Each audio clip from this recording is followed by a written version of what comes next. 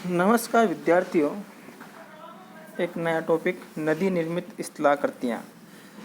कक्षा BA प्रथम वर्ष भूगोल के प्रथम प्रश्न पत्र भौतिक भूगोल का एक महत्वपूर्ण टॉपिक है नदी निर्मित स्थलाकृतियाँ।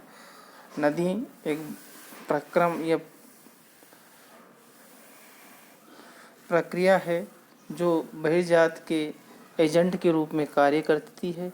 बहिर्जात बल के द्वारा नदियाँ मैदान को या कहीं की धरातल को समानता में बदलने का कार्य करती है और विभिन्न स्थल रूप बनाती है। उसी पर हम आज अपनी चर्चा करते हैं।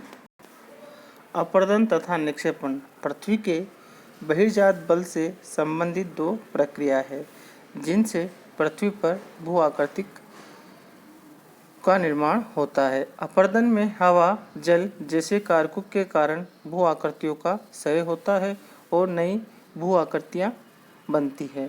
बहता हुआ जल या नदी तीन प्रकार से कार्य करती है: अपरदनात्मक कार्य, निक्षेपणात्मक कार्य और परिवहन कार्य। इस तरह नदी एक बहिर्जात प्रक्रम है जो तीन प्रकार से धरातल को समानता में बदलने का कार्य करती है। यद्यपि दो मुख्य क्रियाएं नदी के द्वारा की जाती है, एक तो अपरदन, दूसरा निक्षेपण, किंतु इन दोनों क्रियाओं को करने के लिए अपरदनात्मक कार्य, निक्षेपणात्मक कार्य और परिवहन कार्य नदी के द्वारा किए जाते हैं। नंबर 1, अपरदनात्मक कार्य। अपरदन द्वारा किनारों व तली को काटना, छाटना, इससे नदी का अपरदन कार्य कहा जाता है। परिवहन कार्य काटे गए अवसाद को घुलनशील या भौतिक अवस्था में भागकर ले जाना, उसे नदी का परिवहन कार्य कहा जाता है। निक्षेपणात्मक कार्य भागकर लाए गए पदार्थों को उपयुक्त स्थान पर जमाने के कार्य को निक्षेपण का कार्य कहते हैं। इस तरह नदी एक बहिर्जात प्रक्रम या एजेंट या कारक है जो पृथ्वी को या ये कहें कि धरातल को समतल करने का सबसे शक्तिशाली कारक माना गया है।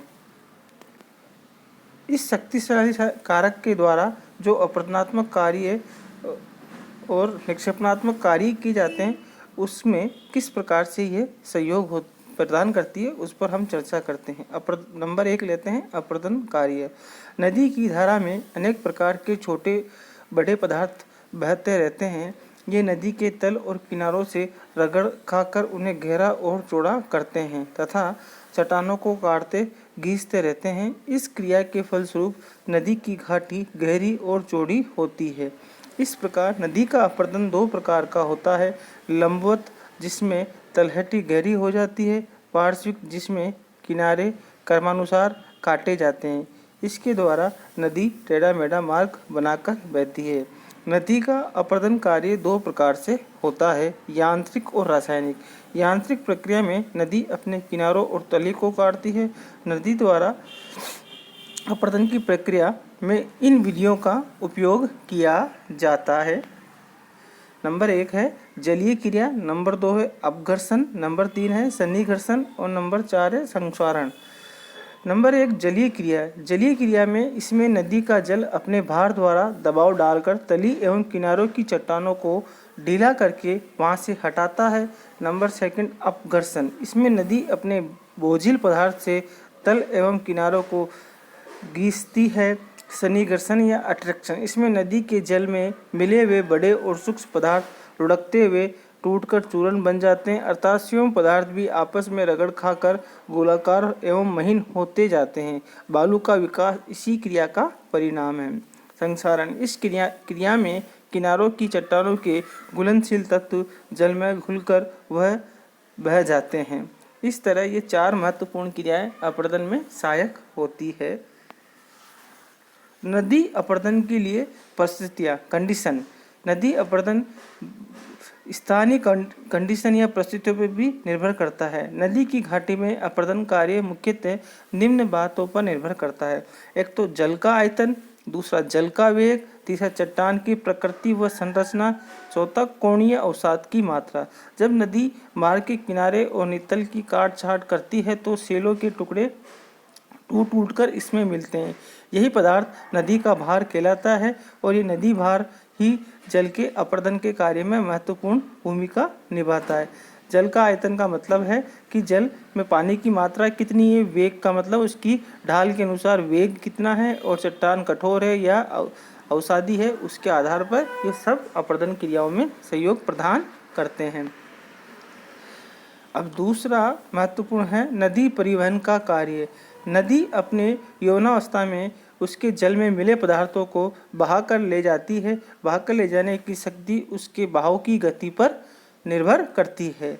यदि नदी में बहाव तिगुना तेज होता है तो नदी में भार ढोने की शक्ति 36 अर्थात 729 गुना, और यदि ये बहाव 2 गुना होता है तो शक्ति 26 अर्थात 64 गुना हो जाती है। नदी सामान्यतः पदार्थों को बहाकर ले जाती है और अन्य स्थानों पर जाकर जमाव अथवा निक्षेपण का कार्य करती है। इस तरह निक्षेपणात्मक स्थल रूप का निर्माण होती है। इस तरह नदी अपने परिवहन, अपर्दन और निक्षेपण का कार्य करती है। इन तीनों क्रियाओं के माध्यम से नदी स्थल रूप पर विभिन्न स्थल स्वरूप बनाती है। जिन स्थल स्वरूप का निर्माण नदी करती है उसमें वी आकार की घाटी है, गोर्ज है, कैनियन है, सिप्रिका है, जलप्रपात है, अवनमन कुंड है, जलकर्तिका है, विसर्प है, नदी वेदिकाएं हैं, संरचनात्मक सोपान है।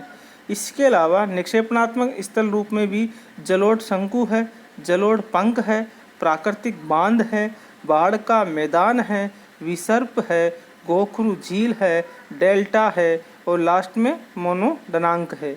इस तरह नदियाँ ये स्थल रूप का निर्माण अपनी अपर्दन क्रियाओं और अपनी निक्षेपण क्रियाओं के माध्यम से करती हैं। जिस तरह से भूगोल में नदी को मुख्य रूप से 3 क्रियाओं में बांटा गया है, कई अवस्थाओं में रखा गया है, युवावस्था, प्रौढ़ावस्था और वृद्धावस्था। जहाँ युवावस्था में और प्रौढ़ावस्था में अपर्दन के कार्य ज़्यादा करती है तो वृद्धावस्था में निक्षेपण के कार्य ज़्यादा करती है।